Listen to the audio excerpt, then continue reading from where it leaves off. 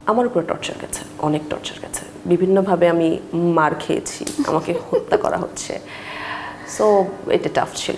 অবশেষে অমীমাংসিত নিয়ে চূড়ান্ত সিদ্ধান্ত জানিয়েছে বাংলাদেশ চলচ্চিত্র সেন্সর বোর্ড। মুক্তি প্রতীক্ষিত রায়হান রাফির ওয়েব ফিল্মটি দর্শকের সামনে প্রদর্শনের উপযোগী নয় বলে 24 এপ্রিল এই সিদ্ধান্ত জানান বোর্ডের উপপরিচালক। অমীমাংসিত কেসটির জট খোলার চেষ্টা করছি এবং আমার বিশ্বাস খুব দ্রুতই আমরা মীমাংসা করতে পারব। এর আগে 12 ফেব্রুয়ারি সিনেমাটির টিজার সামনে এলে গুঞ্জন উঠে সিনেমাটি সত্য ঘটনা অবলম্বনে বানিয়েছেন নির্মাতা। কেউ আবার মিল খুঁজে পান আলোচিত সাংবাদিক দম্পতি সাগর রুনি হত্যাকাণ্ডের সঙ্গে। যদিও সেন্সর সংশ্লিষ্ট কেউ কিংবা সেন্সর বোর্ডও সরাসরি সাগর রুনির নাম বলেননি।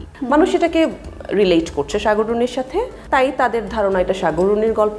সেন্সর ছেড়েছে, কিন্তু উপরের আরও যারা আছেন তারা এটা আটকে দিয়েছে। 1, 2, 3 ঢাকায় জমি জিতে নিন 100% ক্যাশব্যাক সহ 20 কোটি টাকার পুরস্কার। এরই মধ্যে সেন্সর বোর্ডের এমন রায়ের বিরুদ্ধে তীব্র নিন্দা জানিয়েছেন সিনেমাটির নির্মাতা রায়হান রাফি। তিনি তার ভেরিফাইড ফেসবুক পেজ থেকে লিখেছেন, সিনেমায় কোনো খুন দেখানো যাবে না, কোনো ধর্ষণ দেখানো যাবে না, কোনো অপহরণ দেখানো যাবে না, কোনো গুম দেখানো যাবে না। আমরা সবাই ফেরেশতা, বাস করি বেহেশতে। এখানে কোনো খুন হয় না, গুম হয় না, ধর্ষণও হয় না। এভাবেই হাত পা বেঁধে সাঁতার কাটতে হবে আমাদের দেশের সিনেমাকে। স্যার, আমি এই সপ্তাহের মধ্যে সাবমিট করে দেব স্যার।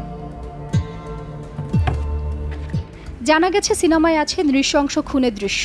কাল্পনিক কাহিনী হলেও চিত্রনাট্য ও সংলাপের বিষয়বস্তুর সাথে মিল রয়েছে বাস্তবতার এবং ঘটনা সংশ্লিষ্ট মামলা উচ্চ আদালতে বিচারাধীন। ফলে চলচ্চিত্রটির কাহিনী বা বিষয়বস্তু বিচারাধীন মামলার সঙ্গে মিল থাকায় এবং তদন্তের বিঘ্ন ঘটাতে পারে বলে প্রদর্শনের অনুমতি দিচ্ছে না সেন্সর বোর্ড।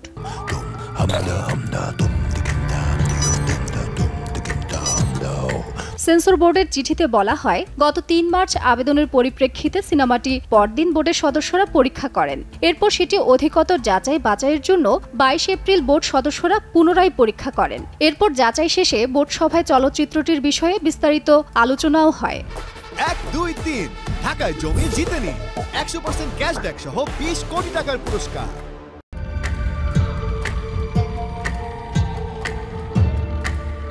এছাড়া সেন্সর বোর্ডের সদস্যদের মতে দি code for censorship of film in Bangladesh 1985 এর 1-এর প্রথম, 5ম ও 7ম দফায় বর্ণিত উপাদানসমূহ বিদ্যমান থাকায় অমীমাংসিত চলচ্চিত্রটি জনসাধারণের মধ্যে প্রদর্শন উপযোগী নয়। ফলে চলচ্চিত্রটিকে সেন্সরপত্র দিতে অস্বীকারের কথা জানায় সেন্সর বোর্ড।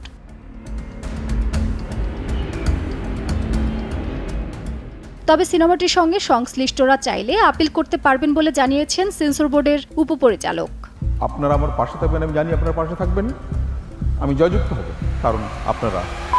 এদিকে সিনেমাটির প্রযোজক শহীদুল আলম সাচ্চু এবং কেন্দ্রীয় চরিত্রে অভিনয় করেছেন ইমতিয়াজ বর্ষণ ও তানজিকা আমিন। 12 ফেব্রুয়ারি প্রকাশ পায় সিনেমাটির টিজার।